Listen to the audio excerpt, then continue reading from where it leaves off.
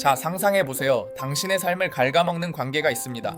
당신의 에너지를 고갈시키고 자존감을 바닥으로 떨어뜨리며 밤잠을 설치게 만드는 그런 사람 말입니다. 너무나 지치고 힘들어 이 관계를 끝내고 싶지만 문득 이런 생각이 당신의 발목을 잡습니다. 그래도 용서해야 하지 않을까? 성경은 무조건 용서하라고 말하지 않았던가? 이 질문 앞에서 많은 분들이 고통스러워합니다.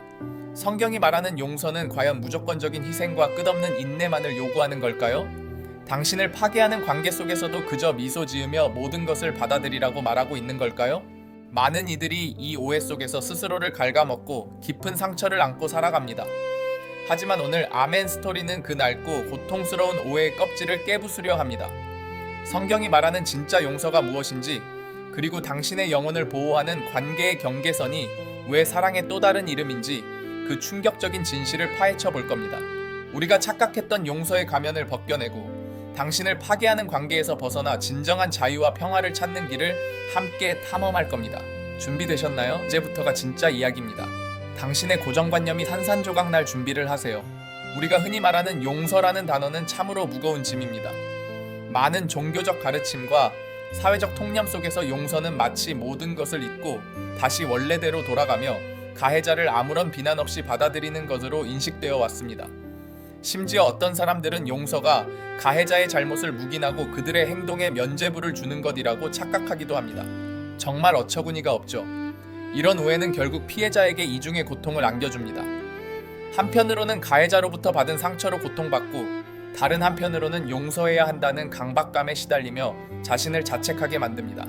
내가 용서하지 못하는 것은 믿음이 부족해서일까? 내가 너무 속이 좁은 걸까? 이런 질문들이 당신의 마음을 갉아먹습니다. 마치 독이 든 사과를 계속 먹으면서도 그게 사랑이라고 착각하는 것과 같습니다. 생각해보세요. 당신에게 깊은 상처를 준 사람이 아무런 반성도 없이 그저 용서해달라는 말 한마디로 모든 것을 없던 일로 만들려고 한다면 당신은 과연 그 관계를 예전처럼 회복할 수 있을까요? 아니, 회복해야만 할까요? 성경은 과연 당신에게 그토록 무자비한 희생을 요구하고 있을까요? 만약 그렇다면 그것은 용서가 아니라 자기 파괴에 가깝습니다. 우리가 착각했던 용서의 가면 뒤에는 종종 가해자의 편리함과 피해자의 죄책감이 숨어 있었습니다. 하지만 성경이 말하는 용서는 그렇게 비루하고 일방적인 것이 아닙니다. 오히려 당신의 영혼을 보호하고 당신의 삶을 자유롭게 하는 가장 강력한 무기입니다. 이제 그 진짜 의미를 파헤쳐볼 시간입니다. 자, 이제 성경이 말하는 진짜 용서의 본질을 들여다볼 시간입니다. 우리가 방금까지 이야기했던 오해들과는 완전히 다른 차원의 이야기입니다. 성경적 용서는 놀랍게도 가해자를 위한 것이기 이전에 피해자 자신을 위한 선물이라는 사실을 아셨나요? 성경이 우리에게 용서를 명령하는 가장 큰 이유는 바로 당신이 미움과 분노, 원한이라는 감옥에 갇히지 않도록 하기 위함입니다. 당신에게 상처를 준 사람을 미워하고 증오하는 감정은 결국 그 사람에게는 아무런 영향을 주지 못하고 오히려 당신의 마음속에 독을 품게 만듭니다. 그 독이 당신의 영혼을 서서히 갉아먹고 당신의 삶을 어둡게 만듭니다. 용서하지 못하는 마음은 마치 뜨거운 숯을 움켜쥐고 상대방에게 던지려 하지만 결국 자기 손만 먼저 데이는 것과 같습니다. 여기서 중요한 구분점이 있습니다. 성경적 용서는 크게 두 가지 차원으로 나눌 수 있습니다. 첫째는 내면적 용서입니다. 이것은 당신의 마음속에서 가해자에 대한 분노와 원한을 내려놓고 하나님께 그 모든 것을 맡기는 행위입니다. 가해자의 죄를 묵인하거나 그들에게 면죄부를 주는 것이 아닙니다. 그들의 죄는 여전히 죄이고 그에 대한 책임은 그들에게 있습니다. 하지만 당신은 그 죄로 인해 더 이상 고통받지 않기로 선택하는 것입니다. 마치 감옥문을 스스로 열고 나오는 것과 같습니다. 이 내면적 용서는 당신의 평화와 자유를 위한 필수적인 과정입니다. 둘째는 관계적 용서, 즉 화해입니다. 이것은 가해자가 자신의 잘못을 진심으로 뉘우치고 회개하며 관계 회복을 위해 노력할 때 비로소 가능한 일입니다. 성경은 분명히 만일 내 형제가 죄를 범하거든 꾸짖고 회개하거든 용서하라고 말합니다. 여기서 회개하거든 이라는 조건이 붙는다는 사실에 주목해야 합니다. 가해자가 자신의 잘못을 인정하고 변화하려는 의지가 없다면 관계적 용서, 즉 온전한 화해는 불가능합니다. 아니, 해서는 안 되는 일입니다. 왜냐하면 그런 화해는 또 다른 상처와 고통의 반복을 의미하기 때문입니다. 요셉의 이야기를 기억하시나요? 형들에게 팔려가 온갖 고난을 겪었지만 결국 요셉은 형들을 용서했습니다. 하지만 그는 즉시 형들을 무조건적으로 신뢰하고 모든 것을 내어주지 않았습니다. 형들의 진정한 변화를 확인하는 과정을 거쳤습니다. 이것이 바로 성경적 지혜입니다. 용서는 당신을 해방시키지만 당신을 바보로 만들지는 않습니다. 자, 이제 용서에 대한 오해를 풀었으니 다음 단계로 나아가 볼까요? 바로 경계선에 대한 이야기입니다. 많은 분들이 성경적 사랑을 이야기할 때 무조건적인 수용과 끝없는 희생만을 떠올립니다. 하지만 이것은 큰 착각입니다.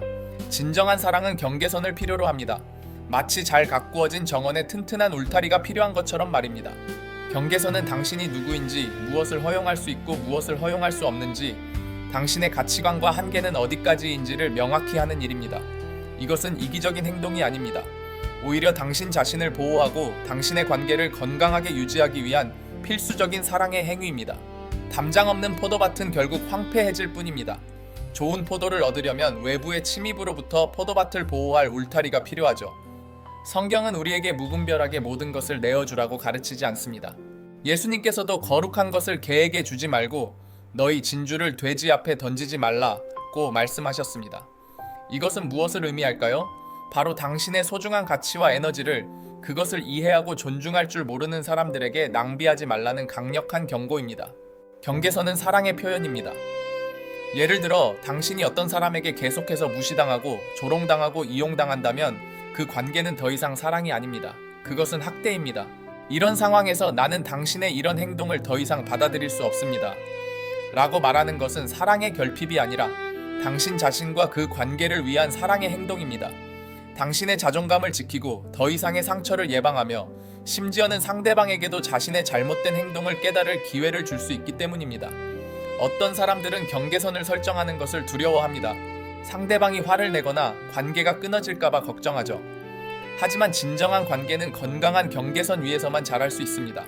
만약 당신이 경계선을 설정했을 때 상대방이 극심하게 반발하거나 당신을 비난한다면 그것은 그 사람이 당신을 존중하지 않고 단지 당신을 이용하려 했다는 강력한 신호일 수 있습니다. 경계선은 관계의 진정성을 시험하는 리트머스 시험지와 같습니다. 이제 가장 어려운 질문에 직면할 시간입니다. 그렇다면 나를 힘들게 하는 사람을 끊어내는 것이 성경적인 행동일까요? 많은 기독교인들이 이 질문 앞에서 혼란스러워합니다. 사랑하라, 용서하라는 말씀 때문에 아무리 힘들어도 관계를 놓지 못하고 고통받는 경우가 너무나 많습니다. 하지만 오늘 이 지식의 소용돌이에서 명확하게 말씀드리겠습니다. 당신의 영혼을 파괴하는 관계를 끊어내는 것은 때로는 가장 사랑스러운 선택이자 가장 성경적인 행동입니다. 성경은 우리에게 분별력을 가지라고 수없이 강조합니다. 악한 자와 함께 하지 말라, 미련한 자와 어울리지 말라, 음행하는 자나 탐욕을 부리는 자들과는 사귀지도 말라 는 구절들이 곳곳에 있습니다. 이것은 무조건적인 배제가 아니라 당신의 영적, 정신적 건강을 보호하기 위한 지혜로운 경고입니다. 당신의 삶을 계속해서 도구로 물들이는 사람과 굳이 함께할 필요가 없다는 겁니다. 그렇다면 어떤 경우에 관계를 끊어내는 것을 고려해야 할까요? 첫째, 반복되는 악의적인 행동과 회개 없는 태도입니다. 당신에게 계속해서 상처를 주고 조작하고 학대하며 아무런 반성이나 변화의 의지가 없는 사람이라면 관계를 재고할 때입니다. 용서는 한 번의 사건에 대한 해방이지만 반복되는 죄악에 대한 무조건적인 수용은 아닙니다. 둘째, 당신의 정신적, 신체적, 영적 건강을 심각하게 해치는 관계입니다. 당신이 그 관계 때문에 잠을 이루지 못하고 우울감에 시달리며 자존감이 바닥을 치고 있다면 그것은 당신의 영혼을 파괴하는 독입니다. 성경은 당신의 몸이 하나님의 성전이라고 말합니다. 당신의 성전을 파괴하는 관계를 방치하는 것은 결코 성경적이라고 할 수 없습니다. 셋째, 당신의 삶에 부정적인 영향만을 끼치고 성장과 발전을 가로막는 관계입니다. 당신의 꿈을 비웃고 당신의 노력을 폄하하며 당신을 계속해서 과거에 묶어두려는 사람이 있다면 그 관계는 당신의 발목을 잡는 족쇄입니다. 관계를 끊어내는 것은 결코 쉬운 일이 아닙니다. 죄책감과 슬픔, 심지어는 실패감에 시달릴 수도 있습니다. 하지만 기억하세요. 이것은 당신이 약해서가 아니라 당신이 강하기 때문에 내릴 수 있는 용기 있는 결정입니다. 이것은 당신의 영혼을 살리는 일이며 당신의 삶을 다시 건강하게 회복시키는 첫걸음이 될 겁니다. 때로는 가장 큰 사랑이 놓아주는 것이라는 사실을 잊지 마세요. 당신 자신을 사랑하는 것이야말로 하나님이 당신에게 주신 가장 큰 선물 중 하나를 지키는 일입니다. 자, 오늘 우리는 성경이 말하는 용서와 관계의 경계선에 대한 깊고도 충격적인 진실을 파헤쳐 보았습니다. 많은 이들이 오해했던 용서의 가면을 벗겨내고 그것이 가해자를 위한 것이 아니라 바로 당신 자신, 피해자 당신의 영혼을 위한 해방이라는 것을 깨달았습니다. 미움과 분노의 감옥에서 벗어나 진정한 자유를 누리는 것, 그것이 바로 성경적 용서의 핵심이었습니다. 그리고 우리는 경계선이 사랑의 또 다른 이름이라는 사실 또한 발견했습니다. 무분별한 허용이 사랑이 아니라 때로는 당신의 소중한 것을 보호하고 관계를 건강하게 유지하기 위한 필수적인 울타리라는 것을 말이죠. 당신의 자존감을 지키고 더 이상의 상처를 예방하며 심지어는 상대방에게도 변화의 기회를 줄 수 있는 용기 있는 사랑의 행위가 바로 경계선 설정입니다. 결론적으로 성경은 당신이 갉아먹히는 것을 원하지 않습니다. 당신의 영혼이 파괴되는 것을 방치하라고 말하지 않습니다. 오히려 지혜와 분별력을 가지고 당신의 삶을 건강하게 지켜나가기를 원합니다. 진정한 용서는 당신을 자유롭게 하고 건강한 경계선은 당신을 단단하게 만듭니다. 이 두 가지가 조화를 이룰 때 당신은 비로소 평화롭고 의미 있는 관계 속에서 진정한 삶을 살아갈 수 있게 됩니다. 오늘 지식의 소용돌이가 던진 이 이야기가 당신의 마음속에 작은 파동을 일으켰기를 바랍니다. 당신을 짓누르던 오해의 짐을 조금이나마 덜어내고 당신의 삶을 위한 새로운 지혜와 용기를 얻으셨기를 진심으로 바랍니다. 기억하세요. 당신은 소중한 존재이며 당신의 평화와 행복은 그 어떤 관계보다도 중요합니다. 성경은 당신을 파괴하는 관계 속에서 고통받기를 원치 않습니다. 오히려 당신이 자유롭고 온전한 존재로 살아가기를 간절히 원합니다. 이 이야기가 당신의 삶의 작은 변화의 씨앗이 되기를 바라며 더 많은 분들이 이 지혜를 나눌 수 있도록 영상의 좋아요를 눌러주시고 구독과 알림 설정도 잊지 말아주세요. 다음에도 당신의 지적 갈증을 해소할 흥미로운 이야기로 다시 찾아오겠습니다. 아멘 스토리였습니다.